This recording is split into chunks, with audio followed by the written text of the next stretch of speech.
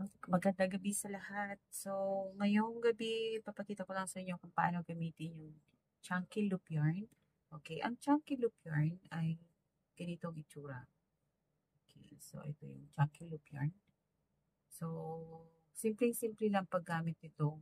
Maganda to sa mga gustong mag-crochet, single na niya to. So, ilulup nyo lang yan. So, ganyan lang yan. Pinag-didikit-dikit nyo lang na ganyan. So, kita nyo. So, let's go here. Dito natin tignan para makita nyo mabuti. Okay, so, ayan. So, itong sumunod dyan. So, ipapasok mo lang siya na ganyan.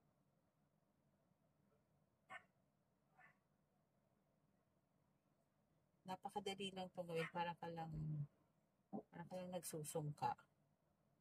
Ayan. At saka nakaka-enjoy siya pag na-addict ka dito. Masarap gawin. Tapos, ikaw ay pwedeng gumamit ng iba-ibang color para makabuo ng iba-ibang design. If you like different colors, so pwede mong gamitin. So, ganyan lang siya. Pag ilulup mo lang siya. Yung nasa likod, dito mo siya ipapasok. Yan. Okay, so ganun lang siya kasimple. Hanggang kung makadami ka na yan. Okay, so halimbawa, ito na yung dulo mo. You just go back. So, babalik ka lang. Itong dulo naman dito. Siya naman lulusot mo pa ibabaw. Okay. So, ganun din dito. Diyan. Okay. So, hanggang makabuo ka na ng ganito. Okay.